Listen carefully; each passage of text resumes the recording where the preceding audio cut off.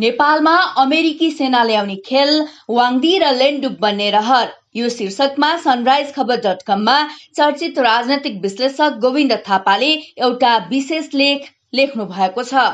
नेपालमा विदेशी सेना तैनात गर्ने सुन्दै कहाली लाग्दो यस्तो बाटोमा गठबन्धन सरकार लागेको छ। अमेरिकाको स्टेट पार्टनरशिप प्रोग्राम एसपीपी लाई आधार बनाएर यो सरकार नेपालमा अमेरिकी सेना ल्याउन मरिहत्ते गरेर लागिरहेको छ भन्ने प्रष्ट देखिएको छ। एसपीपी प्रकरणमा शेरबहादुर देउवा सरकारले एकपछि अर्को झुट बोलिरहेको छ। यस्ता झुटले पनि प्रष्ट पार्छ यो सरकार नेपाली भूमिमा विदेशी सेनाको परेड खेलाउन उद्यत छ। अन्तर्राष्ट्रिय कूटनीति निर्मम हुन्छ, माया दया हुँदैन। कूटनीतिमा दिमाग हुन्छ तर दिल हुँदैन भनिन्छ। निर्मम कूटनीतिलाई समकालीन नेपाली राजनीतिका अधिकांश नेताहरूले खेलाचीका रूपमा लिएको देखिन्छ। झन् शेरबहादुर देउवा नेतृत्वको सरकार र यो गठबन्धनका नेताहरूले अन्तर्राष्ट्रिय कूटनीति तथा वैदेशिक सम्बन्धलाई बालबालिकाको भाँडाकुडी खेल जस्तो बनाएको देखिन्छ। प्रष्ट शब्दमा भन्ने हो भने यो गठबन्धन सरकारको काम चीन विरोधी गतिविधि गर्ने जस्तो भएको छ। नेपालका दुई मुख्य छिमेकी भारत र चीन हुन्। यी दुई देश विरुद्धमा नेपाल प्रयोग हुनु हुँदैन, तर गठबन्धन सरकार चीन विरुद्ध स्पष्ट उभिन थालेको छ। यसो गर्नु नेपालको राष्ट्रिय स्वार्थ र हित विपरीत छ। नेपालमा अमेरिकी सेना भित्र्याउनु भनेको नेपाललाई युक्रेन बनाउन खोज्नु हो। नेपालले चीनसँग युद्ध गरोस् भन्ने देउवा सरकारको चाहना हो। गठबन्धन सरकारका लागि नेपालको वैदेशिक सम्बन्ध सत्ता टिकाउने खेलोमेलो मात्र भएको छ। यो सरकार स्वदेशी भन्दा विदेशी षड्यन्त्र धेरै गरेर बसेको छ। परमादेश स्वदेशी षड्यन्त्र मात्र थिएन। परमादेशपछि देउवा सरकारले अनौठो विदेश नीति लिँदै आएको छ। एकपछि अर्को गलत पाइला चाल्दै आएको छ। परम्परागत विदेश नीतिलाई देउवा सरकारले त्याग्दै लगेको छ। आजको निर्मम र षड्यन्त्रपूर्ण विश्व राजनीतिमा असंलग्न परराष्ट्र नीति नै नेपालको सार्वभौमिकता र स्वतन्त्रता रक्षाको आधार हो।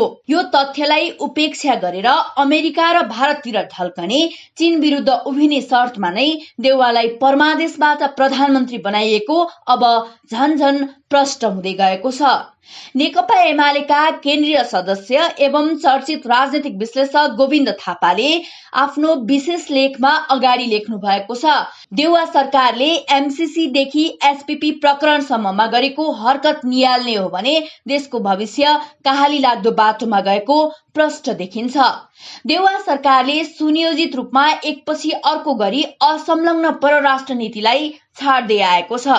एसपीपीमा सहभागी नहुने भनी अमेरिकालाई पत्र पठाएको भनी गृहमन्त्रीले सार्वभौम संसदमा भन्ने, गृहमन्त्रीको भनाइको खण्डन परराष्ट्र मन्त्रालयका कर्मचारीले गर्ने अनौठो अवस्था देखिएको छ। यो ढाँट छलभित्र के खिचडी पाक्दैछ चिन्ताको विषय भएको छ। देउवा सरकार एसपीपी सम्झौता गर्ने नै पक्षमा देखिन्छ। कदम कदाचित एसपीपी सम्झौता गर्न सम्भव भएन भने अरू कुनै गोप्य सम्झौता गर्ने देउवा सरकारको दाउ देखिन्छ। कमजोर गठबन्धनमा टेकेर प्रधानमन्त्रीमा टिकिरहनु भएका देउवाले नेपालमा विदेशी सेना ल्याउने हदसम्मको हिम्मत कसरी गर्नुभयो? गठबन्धनका पार्टनरहरू पुष्पकमल दाहाल प्रचण्ड र माधव कुमार नेपालको भित्री आड भरोसा र समर्थन बिना देउवा यस्तो बाटोमा हिँड्नु भएको पक्कै होइन। देउवा र गठबन्धन टिमले के बुझ्न आवश्यक छ भने देश विरुद्ध गद्दारी गर्नेको कहिले पनि भलो हुँदैन। खास गरी विदेशी शक्तिको काँधमा बसेर गलत हरकत गर्नेको पतन दर्दनाक हुन्छ। देउवा सरकारले अमेरिकासँग अहिले बढाइरहेको सम्बन्ध अस्वाभाविक छ भनेर जो कसैले भन्न सक्छ। अमेरिका हाम्रो मित्र देश हो, उसँग सुसम्बन्ध राख्नै पर्छ, तर सम्बन्धको सीमा हुन्छ। कुनै पनि देशको उक्साहटमा एउटा देशको पक्ष लिने र अर्कोलाई प्रहार गर्ने बाटोमा लाग्नु आत्मघात हो। विदेशी शक्ति कति स्वार्थी र विश्वासघाती हुन्छन् भन्ने अनेक उदाहरण छन्। त्यस्तो उदाहरण खोज्न टाढा जान पर्दैन, देशभित्रै पनि छ भन्ने देउवाको टिमले बुझोस्। वाङदीको नियति उपशीर्षकमा चर्चित राजनैतिक विश्लेषक गोविन्द थापा अगाडि लेख्नुहुन्छ। केही दिन पहिले मैले लेखेको एउटा लेखमा खम्पा प्रकरणको प्रसंग थियो। त्यस लेखमा काठमाडौँको सुइचाटारमा अमेरिकाले बेग्लै विमानस्थल चलाएर खम्पाहरूलाई हतियार सप्लाई गरेको उल्लेख थियो। 2020 को दशकमा काठमाडौँमा त्रिभुवन विमानस्थल बाहेक सुइचाटारमा बेग्लै विमानस्थल थियो भन्ने कतिपयलाई पत्यार नै लागेन। यसबारे धेरै पाठकले सोधी खोजी गर्नुभयो। कतिपयले त सुइचाटारमा विमानस्थल भएको कुरा हावादारी समेत भने। सन् 2020 को दशकमा सुइचाटारमा अमेरिकी संस्था युएसएडले विमानस्थल चलाएको थियो। आवरणमा युएसएड देखिए पनि खासमा सीआईएले विमानस्थल चलाएको थियो। अमेरिकाले विमानस्थल चलाएको थियो कि थिएन यो कुरा बुझ्न म सुइचाटार क्षेत्र गएँ। त्यहाँका बुढापाकाहरूलाई सोधे। विमानस्थलमा जग्गा पर्ने जग्गाधनीसँग समेत भेट भयो। त्यहाँ विमानस्थल चलेको देख्ने मानिस धेरै छन्। नेपालको गृह र परराष्ट्र मन्त्रालयको त्यस बेलाको आन्तरिक दस्तावेजहरूमा पनि सुइचाटारमा विमानस्थल भएको उल्लेख छ। विमानस्थलमा काम गर्ने कर्मचारी समेत भेटिए। सीआईएले सुइचाटारमा मात्र नभएर विभिन्न हिमाली जिल्लाहरूमा पनि विमानस्थल बनाएको थियो। तीमध्ये कैयन विमानस्थल आज हवाई विभागले सञ्चालन गरिरहेको छ, उडान भइरहेको छ। कतिपय ठाउँमा अमेरिकाले अन्य देशलाई प्रयोग गरेर विमानस्थल बनाएको थियो, जस्तो कि जिरी विमानस्थल। स्विजरल्यान्डलाई त्यहाँ विमानस्थल बनाउन लगाइएको थियो। त्यसबेला सीआईएले नेपालको स्वतन्त्रता र सार्वभौमिकतालाई लात मार्दै नेपाललाई हिंसा र युद्धमा होम्ने प्रयास गरेको थियो। तत्कालीन राजा महेन्द्र र वीरेन्द्र लाचार भएर अमेरिकी अत्याचार टुलु हेरेर बस्न बाध्य थिए। तर सीआईएले अहिलेसम्म सार्वजनिक गरेका कुनै पनि दस्तावेजमा सुइचाटार तथा हिमाली क्षेत्रमा बनाइएका विमानस्थलको उल्लेख छैन। चीनको तिब्बतमा सशस्त्र संघर्ष गराउन सीआईएले हतियार सप्लाई गरेको, विमानस्थलबाट हतियार र मानिस तिब्बत पुर्याएको तथ्य सीआईएले आधिकारिक रूपमा सार्वजनिक गरेका दस्तावेजहरूमा देखिन्छ। नेपालमा विमानस्थल बनाएको चाहिँ सीआईएको दस्तावेजहरूमा नदेखिनुको कारण के हो? सीआईएले कुनै पनि मिसन सकिएपछि मात्र त्यसको सबैजसो विवरण सार्वजनिक गर्ने गरेको छ। सामान्यतया अमेरिकाले यस्ता दस्तावेज मिसन सकिएको 40-50 वर्षपछि मात्र सार्वजनिक गर्ने गरेको छ। नेपालमा विमानस्थलहरू बनाइएको, हतियारहरू सप्लाई गरिएको सम्पूर्ण विवरण अमेरिकाले अहिलेसम्म किन सार्वजनिक गरेको छैन? सायद मिसन सकिएको छैन, मिसन जारी छ। नेपाललाई 20 को दशकमा जसरी प्रयोग गरियो त्यसरी फेरि पनि प्रयोग गर्ने उद्देश्य यथावत छ। त्यसैले अमेरिकाले सबै दस्तावेज सार्वजनिक नगरेको हुनुपर्छ।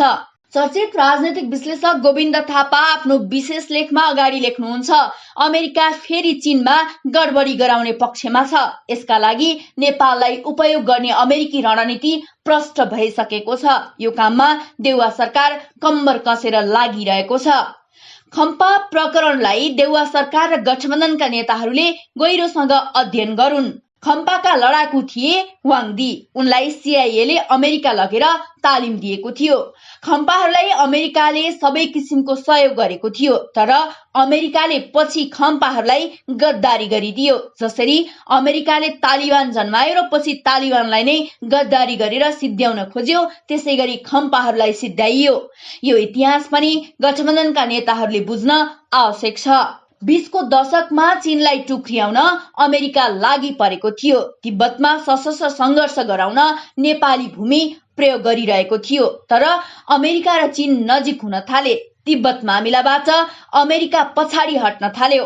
खम्पाहरूलाई दानापानी र हतियार दिन घटाउँदै लग्यो।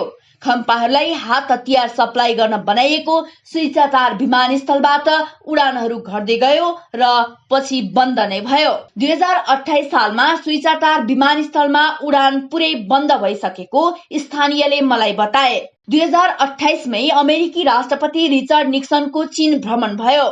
दुई देश मित्र बने। यता खम्पाहरू चाहिँ अलपत्र परे। निक्सनको भ्रमणको केही समयपछि तत्कालीन राजा वीरेन्द्रको चीन भ्रमण भएको देखिन्छ। त्यसपछि त खम्पाहरूको बिजोग नै हुन थाल्यो। चीनबाट भागेर आई नेपाली भूमि मनाङ र मुस्ताङमा शिविर बनाएर बसेका खम्पाहरूले खान नपाउने सम्मको अवस्था आयो। उनीहरूले नेपालीलाई नै लुटपाट गर्न थाले। त्यसपछि 2031 मा नेपाली सेनाले खम्पालाई निशस्त्रीकरण गर्न सेना पठायो। अमेरिकाले बनाएको खम्पा हतियारधारी टोलीको भागाभाग भयो। अमेरिकाले पहिले उचाल्नसम्म उचाल्यो, रासन पानी र हतियार सबै दियो, पछि बिचल्ली बनाएर छाडिदियो।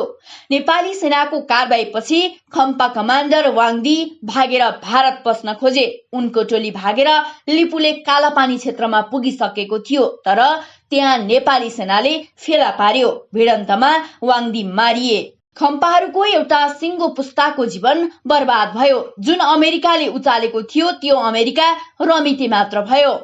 वाङदीको नियति नेपाली सेनाहरूले बुझुन्। खास गरी गठबन्धनका नेताहरूले खम्पाहरूलाई अमेरिकाले गरेको गद्दारी बुझ्न आवश्यक छ।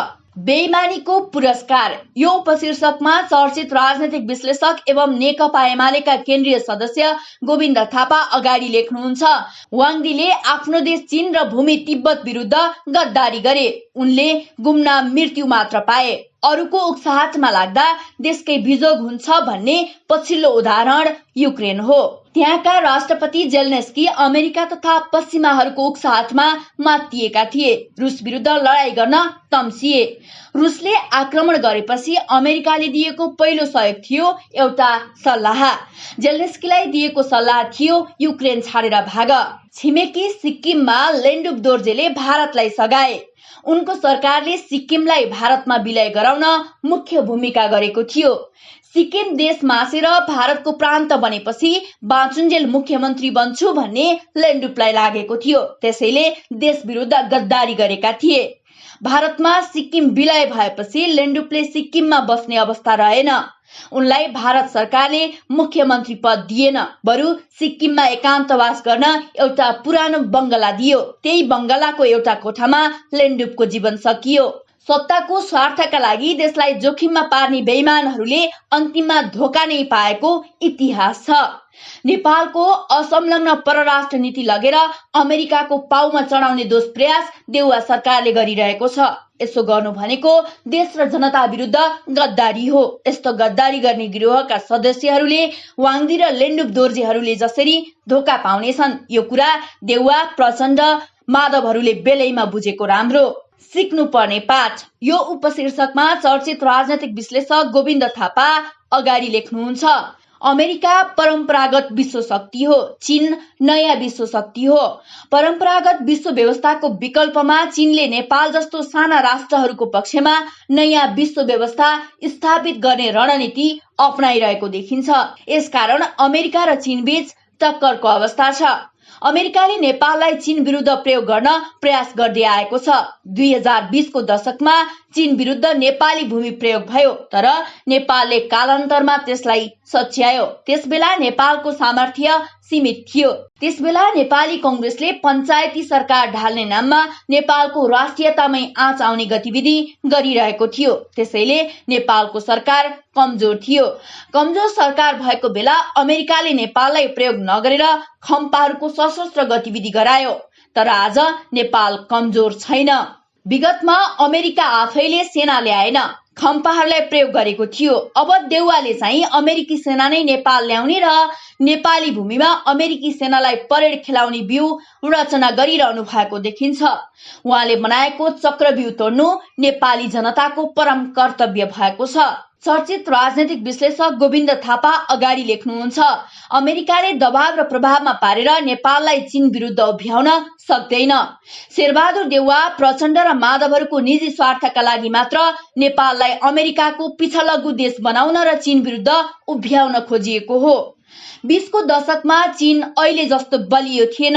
भर्खरै चिनिया क्रान्ति भएको थियो। चीनमा विकासको आधार तयार हुन खोज्दै थियो।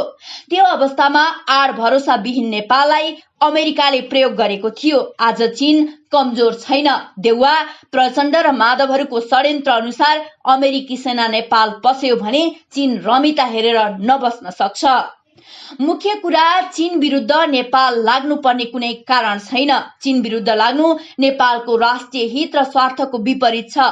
तैपनि देउवा सरकार चीन विरुद्ध उभिएको छ। विगतमा भन्दा अमेरिका कमजोर भएको छ भने नेपाल र चीन दुवै बलियो बनेका छन्। यो अवस्थामा नेपालले अमेरिकाको दबावमा पर्नुको औचित्य छैन।